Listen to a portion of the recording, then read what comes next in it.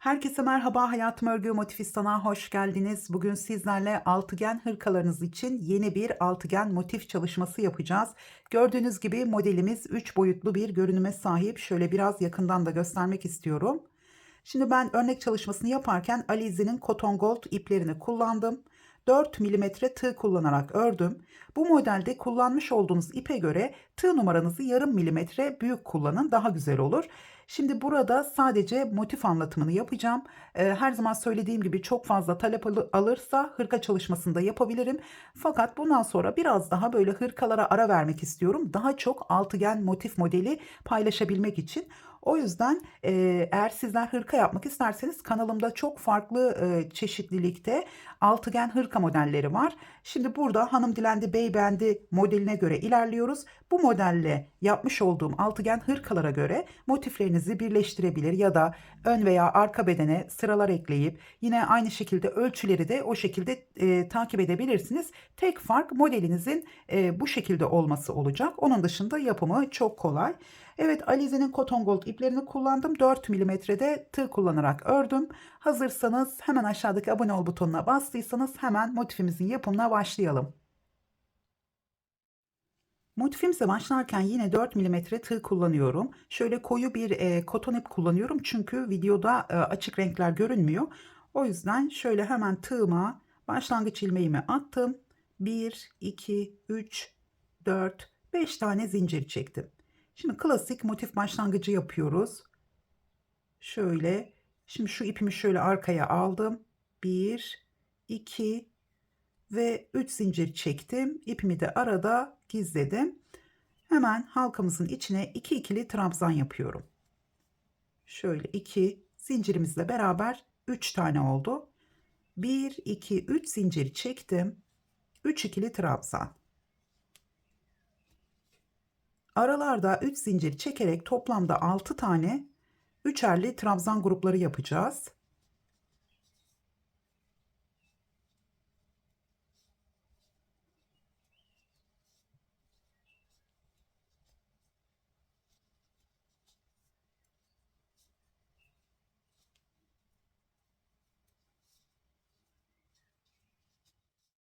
Toplamda 6 tane üçerli trabzan grubumu yaptım. Aralarda 3 zincirimiz var. Şimdi burada sonda 3 zincir çekmeden köşeyi kapatacağım.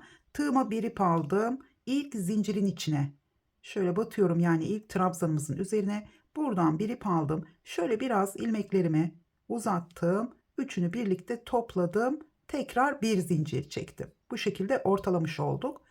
Şimdi köşenin içine şöyle batıyorum. Buradan bir ip aldım. Biraz ilmeğimi uzattım. 2 ilmeğimi birlikte topladım. Sıkı olmayacak şekilde bir sık iğne yaptım.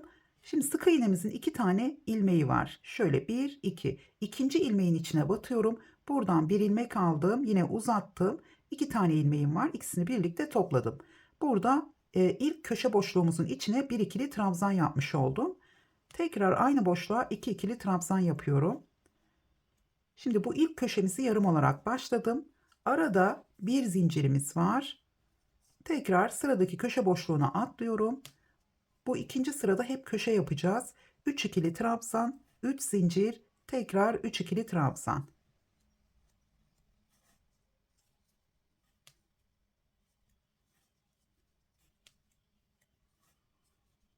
Şöyle üçüncü ikili trabzanımı yaptım. Yine arada bir zincirimiz var. Tekrar sıradaki köşe boşluğuna atladım. Aynı şekilde devam ediyoruz.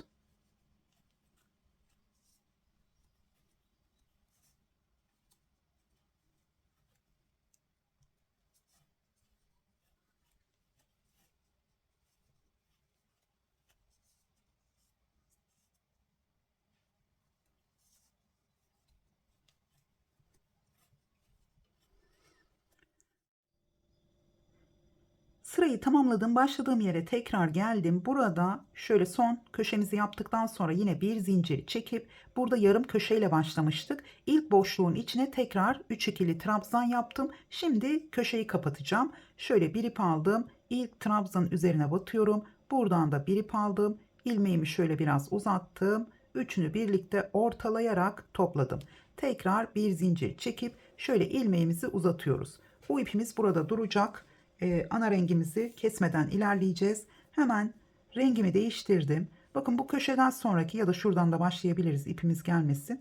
Şimdi şurada üçerli trabzan grubumuzun şöyle ortasından batıyorum. İpimi aldım. Şöyle buraya şimdi ipimi şöyle kaydırmayla bağladım. Şu ipimi arada yürüteceğim. Şöyle bir zincir çektim. Tekrar bir zincir daha çekiyorum. Şimdi bir ip aldım. Şu ipimi bıraktım. Aynı trabzanın altından tekrar şöyle aldım. Şimdi burada aslında iki tane yarım ikili trabzan yapacağız ama başta zincirimiz olduğu için bu ilkini bu şekilde yine ikili trabzanımı yaptım. Şu ipimi şurada bir kere daha zincir çekerek sabitleyeceğim. Şöyle 2 3 tane zincir çekiyoruz. Evet. 3 tane zincir çektim. İpimi de gizlemiş oldum. Şimdi sıradaki trabzan grubumuzun yine ortasındaki trabzanı şöyle tığımı altından geçirdim. Buradan bir ip aldım. İlk 2 ilmeği alıyorum. Diğerini tığda bıraktım. Bir ip aldım. Tekrar aynı trabzanın altından aldım. Yine yarım ikili trabzan yapıyorum. İlk 2 ilmeği aldım. Diğerini tığda bıraktım. 3 tane ilmeğim var. Hepsini birlikte topladım. Şimdi 1, 2, 3 zincir çektim. Sıradaki üçerli grubu yine ortasındaki trabzanın üzerine 2 tane yarım ikili trabzan yapıyoruz. Aralarda hep 3 zincirimiz var. Tekrar devam ediyorum. Şöyle bir kez daha göstereceğim.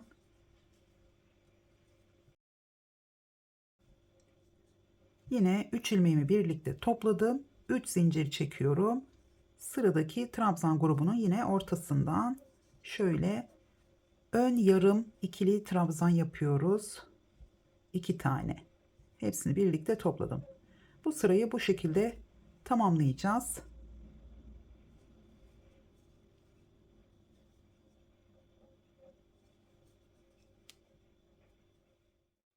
Tekrar başladığım yere geldim. Bakın buradan dönerken şu ipimiz gördüğünüz gibi burada duruyor. Zaten buradaki renkli ipimizle üst taraftan yaptığımız için ipler karışmıyor. Şimdi burada son yarım ikili trabzan grubumu yaptım.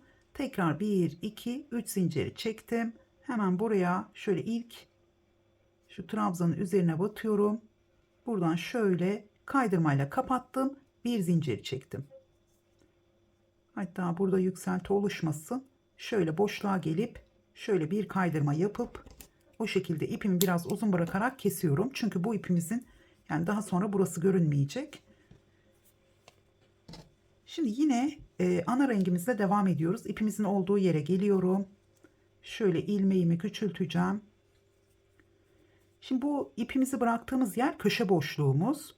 Şimdi bu üzerine ördüğümüz bölüm gördüğünüz gibi böyle yuvarlak görünüyor. Şöyle üzerinde hep. Şimdi bunu şöyle çekiyorum, bakın bu boşluğu. Şu köşedeki iki trabzan gruplarının üzerine yaptığımız için şu boşluğu çekiyorum bu tarafa. Şimdi bir zincir çekmiştim. Köşeyi birleştirdikten sonra yine köşe boşluğunun içine bu zincirin de üstünden buradan bir ilmek aldım. Şöyle biraz uzattım. Ben sık iğne olarak yapıyorum. Sizler burada direkt zincirle de yapabilirsiniz ama böyle daha iyi oluyor. Şimdi biraz gevşek yaptım. Zaten sıkı yaparsanız ilmeğin içine batamazsınız. Şimdi şu ilkinin değil, ikinci ilmeğin içinden tığıma ip almadan yapıyorum bunu. Buradan bir ilmek aldım. 2 ilmeğim var. İkisini birlikte topladım. Tekrar aynı boşluğa 2 ikili trabzan.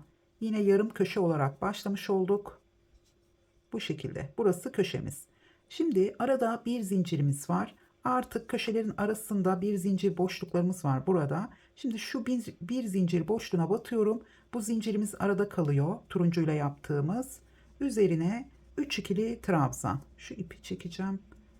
2 ve üçüncüsü.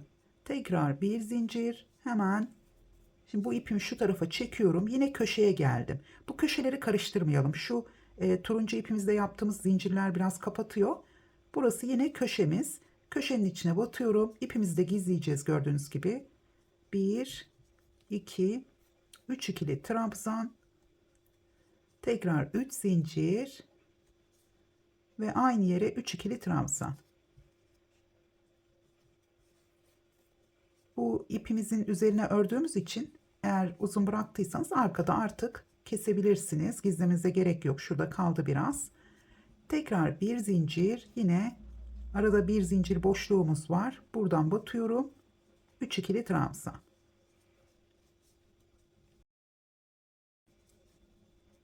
Şimdi bu renkli sıralarımızı her iki sırada bir yapıyoruz ama dilerseniz 3 sıra ördükten sonra ya da 4 sıra ördükten sonra da yapabilirsiniz. Her renkli sırada farklı renkler de kullanabilirsiniz. Dediğim gibi batik iplerle yaparsanız başlangıçtan sona doğru renkler değiştiği için çok farklı görünecektir. Şimdi burada bu sırayı tamamlayacağım. Sonra üzerine bir sıra daha öreceğim. Yani benim örnek çalışmasında her iki sırada bir yapmış olduk bu renkli sıramızı. Tekrar köşedeyim. 3 zincir çektim ve 3 ikili trabzan. 2 ve 3. Tekrar bir zincir boşluğuna yine 3 ikili trabzan. Şimdi ben iki sırayı tamamlayacağım. Yine bir kez daha başlangıcı göstereceğim renkli sıramızın. Burada sırayı tamamladıktan sonra bakın burada başladığımız yere geldiğimiz zaman burası yarım köşemiz. Buraya yine 3 tane ikili trabzan yapıp köşeyi de yine gösterdiğim şekilde kapatıyoruz. Tekrar bir zincir çekip yine burada başladığımız gibi ilk trabzanımızı yapıp yine yarım köşeyle ikinci sıraya başlayacağız. Ve boşluklara 3 ikili trabzan, bir zincir, 3 ikili trabzan, bir zincir, köşeyi yapacağız. Köşelerde 3 zincirimiz var. Yine buralarda devam edeceğiz. İkinci sırayı da ana rengimizle örüp tekrar geliyorum.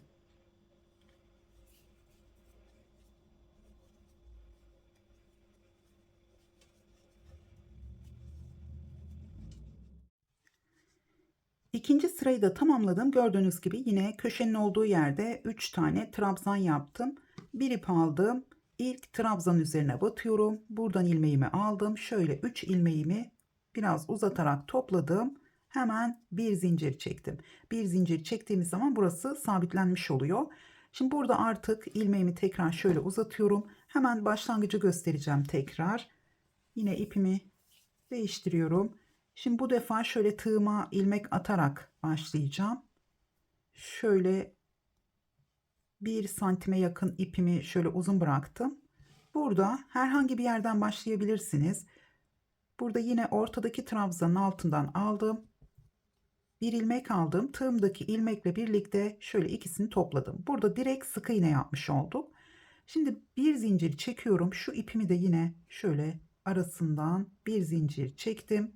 Şimdi yarım ikili trabzan yaptığımız için burada başlangıçta olmuyor. O yüzden 2 zincir çektim. Yani aslında bir trabzan 3 zincirden olursa daha güzel oluyor. Şu ipimi de görmüyorsunuz ama aralarda yürütüyorum.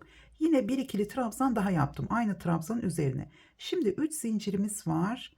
1, 2, 3 zincir. Bundan sonra yarım ikili trabzan yapacağız. Yine ortadaki trabzanın altından aldım. Hemen ilk 2 ilmeği alıyorum. Diğerini tığda bıraktım. Tekrar ilk 2 ilmeği aldım. Diğerini tığda bıraktım. Hepsini birlikte topladım. Bu şekilde. Tekrar 3 zincir. Şöyle son kez göstereceğim. Ve ikincisi 3 ilmeğimi birlikte topladım. 1, 2, 3 zincir. Evet, bu şekilde görünüyor. Şimdi biz burada 2 sıra yaptık. Dediğim gibi isterseniz 3 ya da 4 sırada yapabilirsiniz. Yani şuradaki renkli sıranız 4 sırada bir yapmış olursunuz. Çünkü bu sıraların aslında motifin santim hesabına fazla katkısı yok. Çünkü şöyle yüksek görünüyor ama üzerine ördüğümüz zaman bu şekilde aşağıya iniyor. Gördüğünüz gibi 3 boyutlu görünümü kazanmış oluyor. O yüzden belki uzun sürmesin, motifinizi daha hızlı bitirmek isterseniz o zaman 3-4 sırada bir koyabilirsiniz. Dediğim gibi yine batik ipler kullanırsanız çok farklı durur. Ya da her bu renkli sırayı farklı renkli sıralarla yaparak artan iplerinizi değerlendirebilirsiniz. Çok farklı görünür. Evet, bu sırayı da aynı şekilde tamamlıyoruz. Yine başlangıcı göstereceğim ana rengimizde.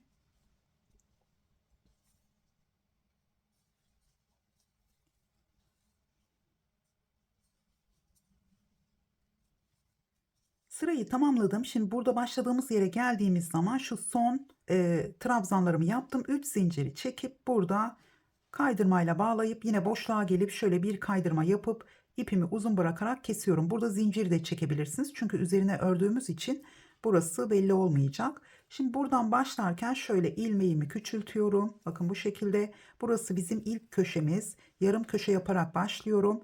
Şöyle çektim bu tarafa. Bakın burası da gelebilir. Şöyle çekiyoruz. Şimdi boşluğun içinden şuradan hemen bir zincir çekmiştim.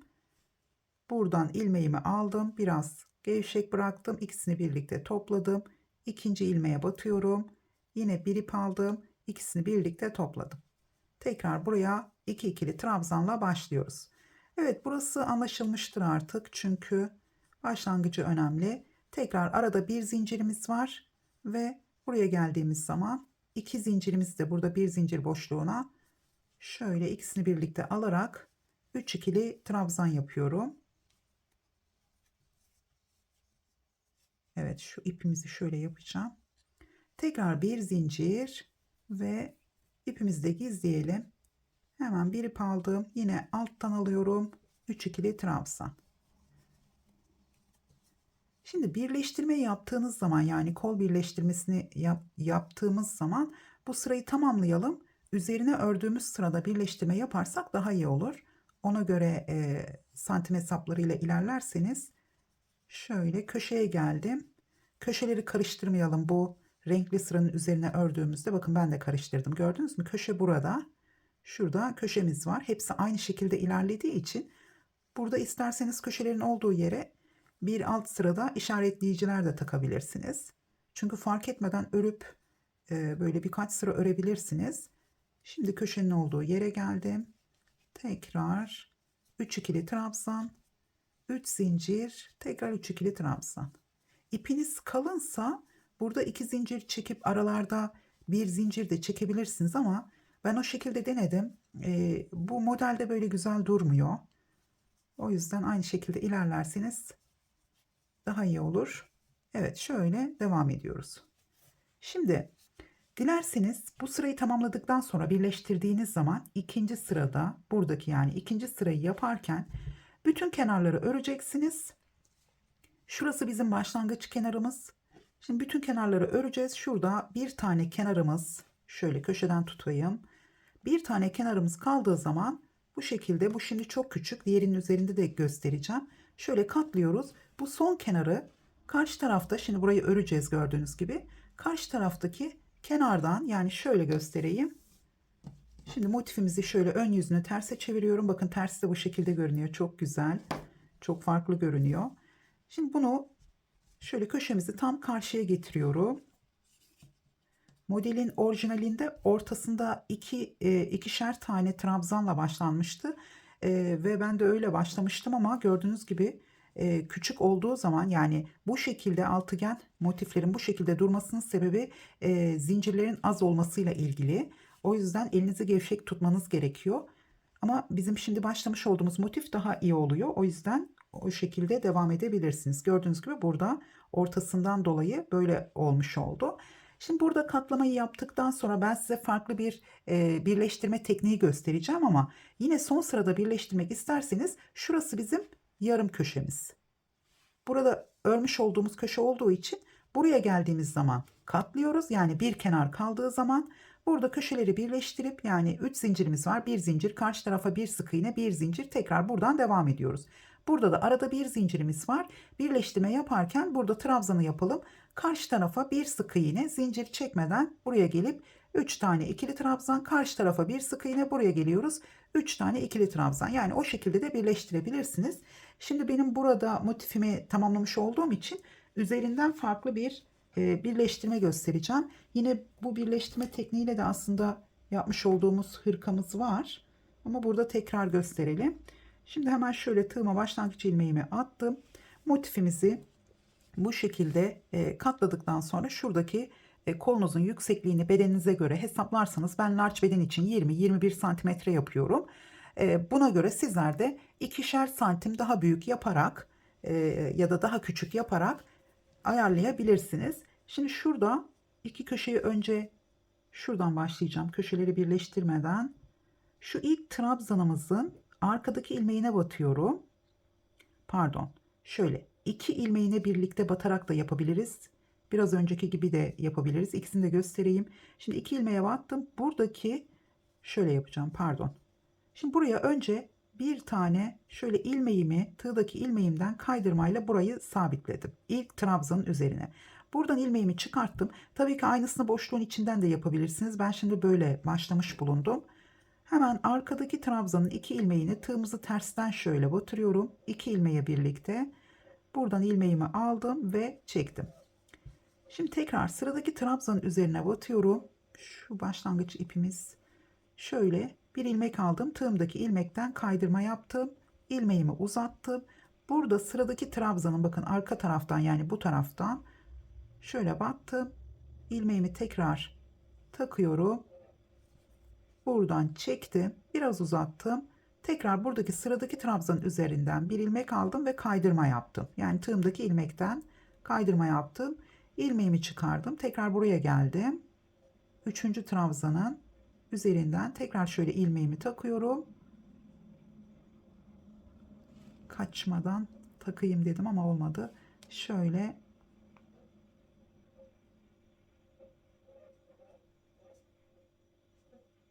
evet. Şöyle tekrar çektim. Şimdi bir zincir boşluğumuz var. İsterseniz zincirin içine batabilirsiniz. İsterseniz buradan alabilirsiniz. Yine kaydırmamı yaptım.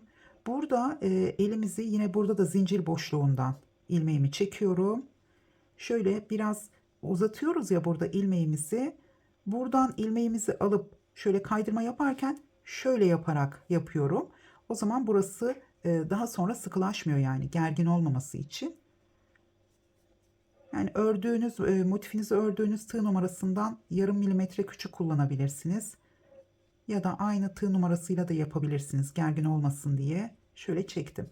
Tekrar buraya geldim. Bir kaydırma son kez gösteriyorum. Tekrar buradan şöyle ben kaydırma yaptım. Arada bir tane trabzana atladım. Tekrar ilmeğimi aldım. Buraya geldim ve kaydırma yaptım. Şimdi böyle birleştirdiğimiz zaman görünümü bu şekilde oluyor. Dediğim gibi örerek birleştirme yaparsanız da çok güzel durur. Böyle yapmak zorunda değilsiniz. Ben bunu alternatif olarak gösterdim. Bu modelde ben son sırada birleştirmeyi yani aralara sık iğne yaparak ya da ilmeğinizi aradan çekip tekrar o şekilde birleştirmeyi tercih ederim. Çünkü hanım dilendi modelinde öyle birleştirme yapmak daha kolay oluyor son sırada. Evet, motifimizin yani örnek çalışmamızın anlatımı bu şekilde. Umarım beğenmişsinizdir. Beğendiyseniz beğen butonuna basmayı ve bana yorum bırakmayı unutmayın. Videolarımın devamı için yorumlarınız çok değerli, beni motive ediyor. O yüzden fikirlerinizi yazarsanız sizlere yardımcı olmaya çalışırım. Şöyle gördüğünüz gibi koyu renkle yaptığımız da güzel göründü. Evet, tekrar görüşünceye kadar hoşça kalın.